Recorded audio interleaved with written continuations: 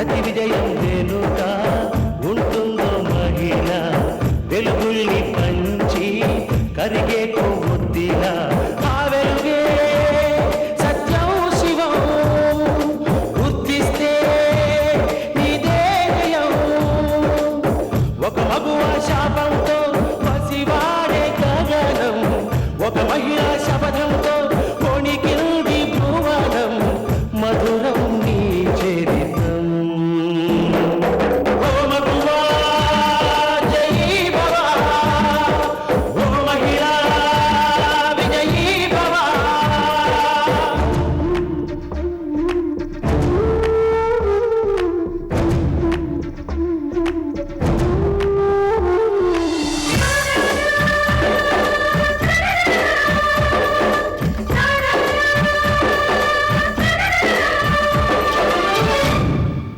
ఒట్టి మాటతో ఒక్కనాటికి రాదు రాదు జయము, చిత్తశుద్ధితో చెమట వచ్చితే అందదా విజయము. పిడుగురాలిన అడుగు ముందుకు వేయునే ధైర్యము, మనసు చూపిన మార్గ మొదలక సాగని పయనము.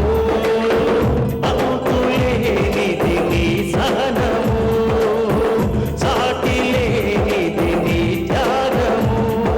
బతుకు బాటలో ఎన్ని వెతుకులాటలో, మలుపు మలుపున ఎన్ని ఆటుపోటులో, గెలుపే నీ ధ్యేయం. సాహసమే నీ ఆయుధం, సాధించే నీ ఆశయం.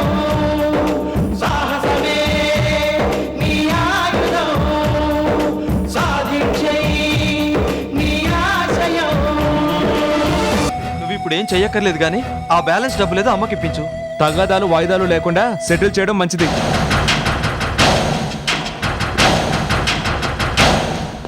రేయ్, మా తోడబుట్టినందుకు కనీసం ఈ సహాయమైనా చేసి పెట్టు.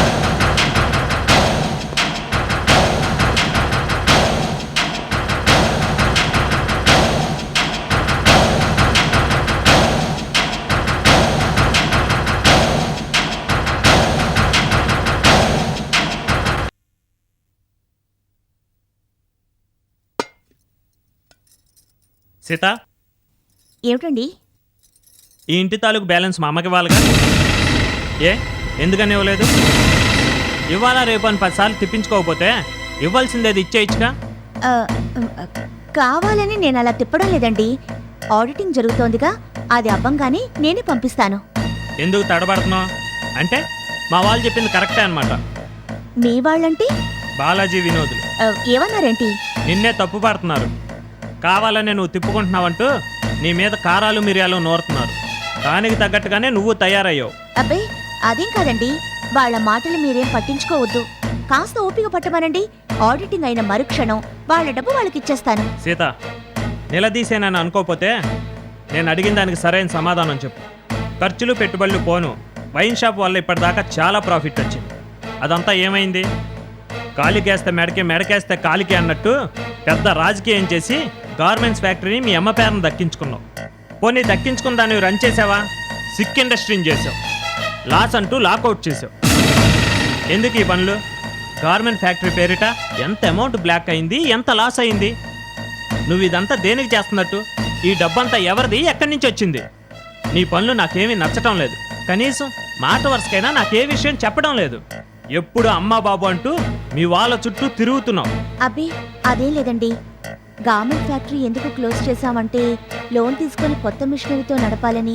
దాని లోన్ పూడ్చాలంటే అదే కరెక్ట్. అలాగని చెప్పి ఏళ్ల తరబడి మూత పెడతావా? లోన్కి అప్లై చేసాం, శాంక్షన్ కావాలి కదండి. అదంతా నాకు అనవసరం. మా అమ్మకి ఇవ్వాల్సిన డబ్బు వెంటనే పే చేయి. అత్తలందరూ కోడలను సాధిస్తారు, నువ్వేమో అత్తగారిని సాధించడం మొదలుపెట్టావు. చచ్చా.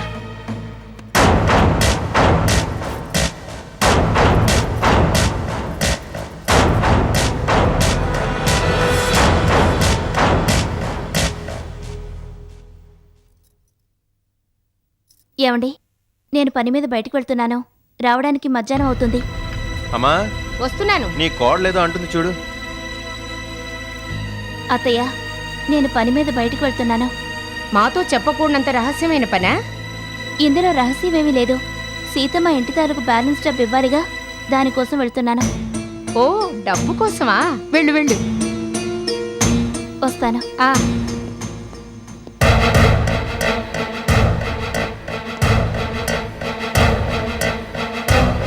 అనుకున్న కట్నం డబ్బు 2 రోజుల్లో సర్దుబాటు చేయాలని చెప్పి వెళ్ళాం. ఇచ్చిన గడువు ఇవాళతో పూర్తయింది. ఇచ్చేది ఉందా లేదా? లేదంటే మీ అమ్మాయి మీ దగ్గరే ఉంటుంది. మేము వేరే కోడలు తెచ్చుకుంటాం.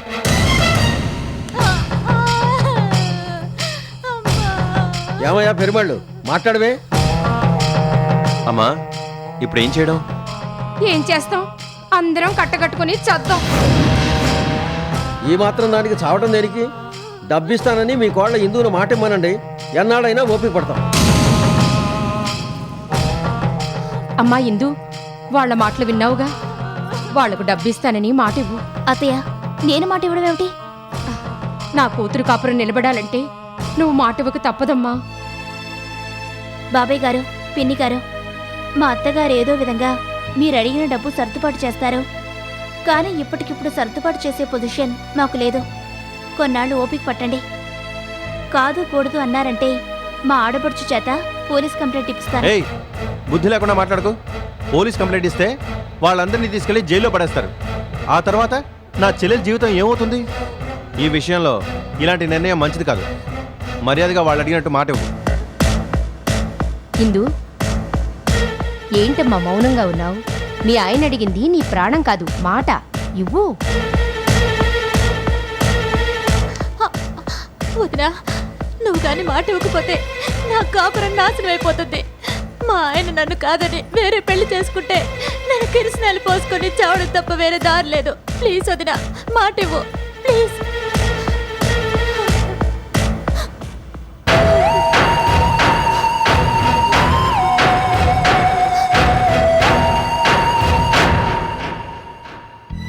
బాబాయ్ గారు, మీ డబ్బుకు నేను హామీ ఇస్తున్నాను.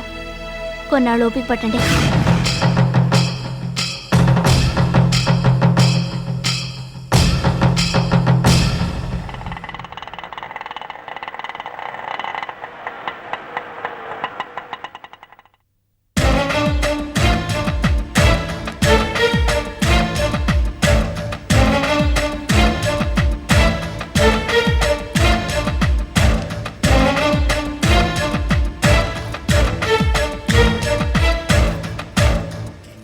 సీతా, సీతా,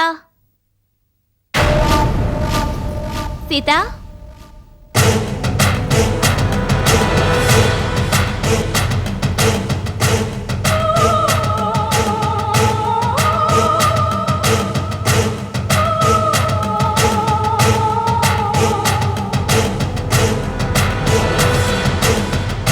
ఏంటలా నిలబడ్డావు? కూర్చో.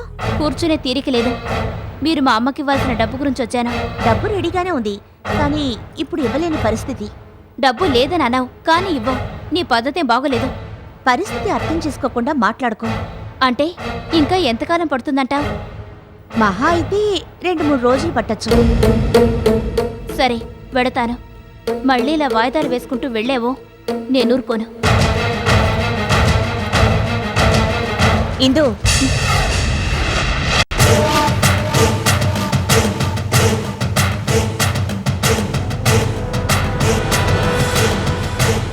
మనకి ఎన్నో గొడవలుండొచ్చు. అలా అని మీ పెద్దన్ని రెచ్చగొట్టి నా మీద కూసుగొలుపుతావా? నేనెప్పుడు రెచ్చగొట్టాను? లేకపోతే ఆయనెందుకు నా మీద విరుచుకుపడతారు? నిన్న రాత్రి మీ అన్నయ్య నన్ను నిలదీశారు. చెడామడా తిట్టి వాళ్ళకివ్వాల్సింది ఇవ్వచ్చు కదా అని అరిచారు.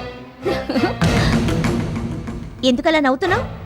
మా అన్నయ్య నీకు ఎన్నాళ్ళగా తెలుసు? 4 ఏళ్లగా. కానీ నాకు 25 ఏళ్లగా తెలుసు. తెలిస్తే పెద్దన్నయ్య అనవసరంగా ఒక్కడి జోలికి వెళ్ళడం.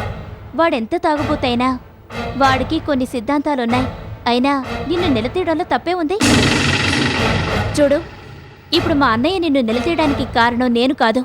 కానీ నువ్వు చెప్పినట్టు 3 రోజుల్లో డబ్బివ్వకపోయేవో నేనే మా అన్నయ్యని రెచ్చగొట్టాల్సి వస్తుంది.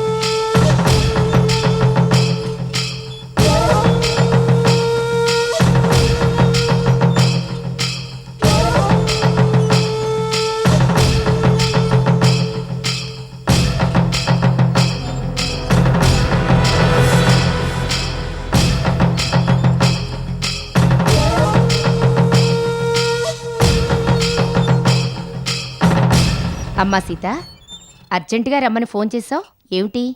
కూర్చోండి. నా ఆడపడుచు ఎలా ఉంది? మీ ఆడపడుచుంది చూసావు, అది నీకన్నా నాకన్నా 3 ఆకులు ఎక్కువ చదివినట్టుంది. జైలుకెళ్ళొచ్చి జాణయ్యింది. మీరు ఊరుకుంటే నెరజాణ కూడా అవుతుంది. ఆ అవుతుంది, దాని సంగతి ఇప్పుడు కాదు. మరింకెప్పుడు? ఇలాంటి విషయాలు వాయిదా వేయకూడదు. అందుకే మీకో ముఖ్యమైన విషయం చెప్పాలని పిలిపించాను.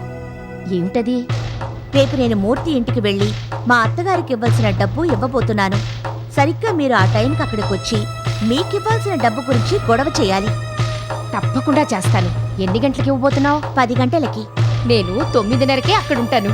మీరు ముందుగానే అక్కడికి వచ్చారంటే నేనే మీకు ఇన్ఫర్మేషన్ ఇచ్చి రప్పించానని వాళ్ళు అనుమానిస్తారు. అందుకని మీ అంతట మీరు వచ్చినట్టుగా కరెక్ట్గా 10ంటికి రావాలి. రావడం తరువాయి పెద్ద గొడవ చేయాలి. ఇస్తానన్న డబ్బు ఇచ్చి తీరాలని అక్కడ తిష్ట వేయాలి. ఆ తిష్ట మరో కురుక్షేత్రానికి అంకురార్పణ కావాలి. చెప్పింది అర్థమైందిగా? చాలా కాలం తర్వాత ఈ గోవిందమ్మకు చేతి నిండా పని దొరికింది. ఇక చూసుకో, నా సామిరంగా వీరంగా వాడేస్తాను. వస్తానమ్మా.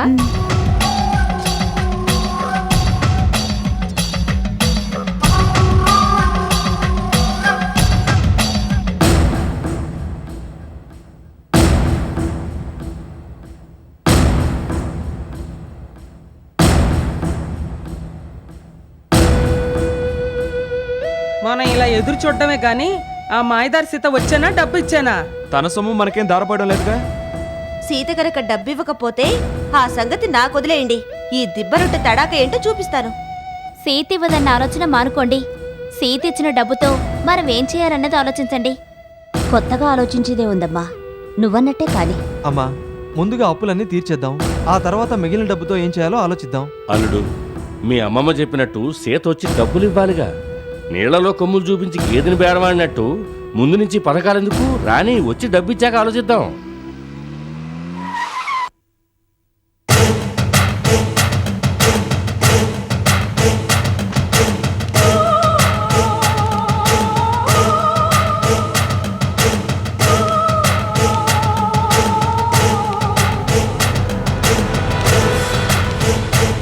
ఏంటి మాటల్లోనే వచ్చామా? మాకు 100 ఏళ్ళ మేము ఎప్పుడు అలాగే వస్తుంటాం. పేరు పేరున అడగలేను గాని అందరూ క్షేమమేనా? ఆరోగ్యంగానే ఉన్నారు కదా? నాన్న, వాళ్ళకివ్వాల్సింది చూడు. ఇదిగోనండి సూట్ కేసు. నేను ఎవరి చేతికి ఇవ్వాలి? దీన్ని అందుకునే వారు ఎవరు? ఎందుకంటే ఇక్కడ గ్రూప్ ఫోటోకి సరిపోయేంత మంది ఉన్నారు కదా. ఎంతమంది ఉంటే నీకెందుకయ్యా? ముందు వచ్చిన పని చూడు. అందరికన్నా పెద్ద నువ్వు. అందుకుంటావా పిన్ని ఈ సూట్ కేసు? నీ తాగుబోతు వాగుడు ఆపి శాంతికివ్వు. శాంత అమ్మడు, ఇందులో శాంతి ఎవరు? మావయ్య, అబ్బే ఏం లేదమ్మా, ఎండలో ఏసీ కారు దిగి చీకటింటోకి వచ్చాం కదూ, కళ్ళు సరిగ్గా కనపట్టలేదు. ఓ ఇక్కడుంది కదూ. అందులో ఎంతుంది? 4000 × 500. అర్థం కాలేదా? 20 lakhs. 20 లక్షలేమిటి? మాకివ్వాల్సింది 40 లక్షలు కదా. కాదని ఎవరన్నారు? ప్రస్తుతానికి ఇదే సర్దుబాటు అయింది. అదేం కుదరదు, మొత్తం అంతా ఇవ్వాల్సిందే. ఇస్తాం ఇస్తాం అని 10 సార్లు తిప్పించుకున్నారు. తీరా చూస్తే సగమే ఇస్తారా? నాయనా బాలాజీ, మీ అమ్మమ్మ కంటే వయసు అయిపోయింది కాబట్టి చెవులు వినపడలేదు అంటే ఒక అర్థం ఉంది. నీ చెవులకి ఏమైంది? మిగతా డబ్బు సర్దుబాటు అవ్వలేదని ఇప్పుడే కదా మా అమ్మాయి చెప్పింది. మీరు చేసేది ఏమైనా పద్ధతిగా ఉందా బలరాం? మీరు మొత్తం అంతా ఇస్తారని వీళ్ళు ఏదేదో ప్లాన్ చేసుకున్నారు. అయ్యా మూర్తి గారు, ప్లాన్లు దేవుందండి, ఎన్నైనా వేసుకోవచ్చు. నేను కూడా హైదరాబాద్ లో చార్మినారు, గోల్కొండ కిల్లా, బిర్లా మందిరు కొందామని ప్లాన్ వేశాను. కానీ డబ్బులు ఉండొద్దు. మీ ప్లాన్ సంగతి మాకెందుకండి? ప్రస్తుతం మా చేతిలో ఉన్నది ఇది. ఇష్టమైతే తీసుకోండి, లేకపోతే లేదు. మాకు రావాల్సింది పూర్తిగా వచ్చాక మొత్తం 40 లక్షలు ఒకటేసారిగా ఇస్తాం. కాకపోతే ఎప్పుడు ఇస్తామనేది మాత్రం ఖచ్చితంగా చెప్పలేము. ఏమిటి, ఈ డబ్బు తీసుకుంటారా?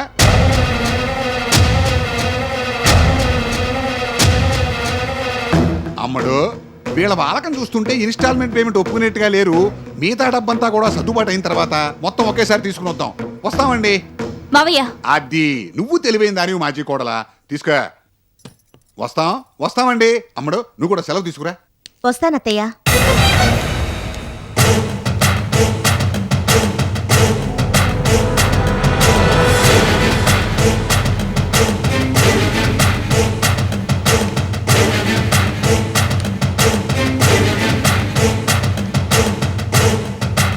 వస్తానిందు.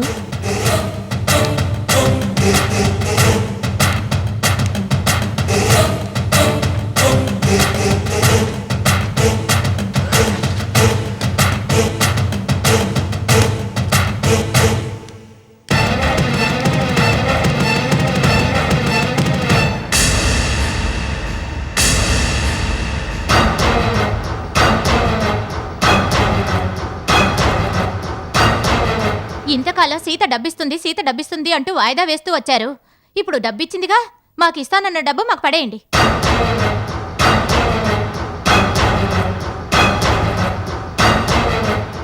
ఏంటి అందరూ సైలెంట్ అయిపోయారు? ఇవ్వండి. అంటే ఈ డబ్బుని ముందుగా తీసుకువెళ్ళడానికి మీరు ప్లాన్ చేసి నన్ను బలవంతంగా తీసుకువెళ్లారనమాట. పెళ్ళైనాడిది ఉండవలసింది పుట్టింట్లో కాదు అత్తింట్లో అంటూ నన్ను తీసుకువెళ్ళింది ఎందుకేనమాట. నీతో మాట్లాడడం అనవసరం. అత్తయ్య మీరేమంటారు? ఏంటతే సైలెంట్ అయిపోయారు? మీరు వాటా ఇస్తాను డబ్బిస్తానని చెప్పబట్టే మా అమ్మ ఈ పెళ్లికి ఒప్పుకుంది. లేకపోతే వితంతం చేసుకోవాల్సిన అవసరం కర్మ మా అన్నయ్యకేంటి? బాలాజీ, దయచేసి వితంతు అని పదే అనకు. కావాలంటే 2 లక్షలు పడేస్తాం. 2 లక్షలా? ఏమిటి ముష్టేస్తున్నారా? మీ ఆస్తిలో వాటా 2 లక్షలేనా? 2 లక్షలు కాదు కదా, 2 పైసలు కూడా ఇవ్వడానికి వీల్లేదు.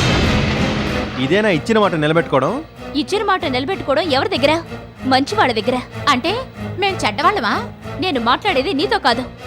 అమ్మా, వీళ్ళకి మంచి చెడ్డ ఏమీ లేదు. వీళ్ళకి కావాల్సింది డబ్బు డబ్బు డబ్బు. అదే జీవితం అనుకుంటున్నారు. నేను జైల్లో ఉన్నప్పుడు ఒక్కసారైనా వచ్చి చూసారా? నేను జైలు నుంచి వచ్చాక ఎక్కడ లేని అభిమానం పుట్టుకొచ్చిందా? ఆ అభిమానం నా మీద కాదని, నా వెనకున్న ఆస్తి మీదని నాకు తెలీదనుకున్నారా? నేను మూర్తి మావయ్య మీ ఇంటికొస్తే మీరెలా ప్రవర్తించారో మర్చిపోయాననుకున్నారా? నేనెక్కడా ఆ ఇంట్లో సెటిల్ అయిపోతానన్నట్టు కంగారు పడిపోయారు. పుట్టింటి పనులు చక్క పెట్టుకొస్తానని నువ్వే అన్నావుగా. మీ గురించి మీ అమ్మ గురించి తెలుసు కాబట్టే నేను అలా అనాల్సి వచ్చింది. ఏయ్ నోర్మోయ్, ఇంకో మాట మాట్లాడావంటే పళ్ళు రాలగొడతాను.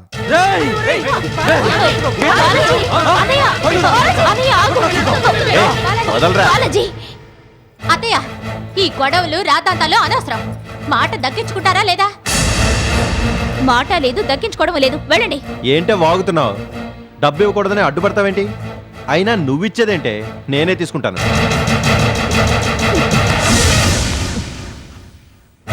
నోరుంది కదా అని దబాయింపు సెక్షన్ ఉపయోగించి దౌర్జన్యం చేద్దాం అనుకుంటున్నారా? అమ్మా ఇందు, ఎంతో కొంత ఇచ్చి పంపించు. అమ్మా దయచేసి నువ్వే మాట్లాడుకో. చూడండి, మీరు ఏం చేసినా మా దగ్గర నుంచి డబ్బు రాదు. 10 మందిలో మర్యాద పోగొట్టుకోకుండా వెళ్ళండి.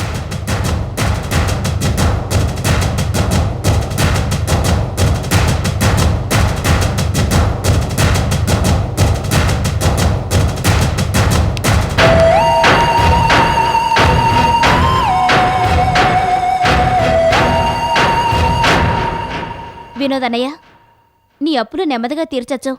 ముందు డబ్బుతో బాలాజీ అప్పులు తీరుద్దాం. సరే ఇందు. బాలాజీ, నువ్వు డబ్బు తీసుకొని ముందు నీ అప్పులు తీర్చు. ముఖ్యంగా ఎవరు ఒత్తిడి చేస్తున్నారో వాళ్ళకు ముందిచ్చేయి.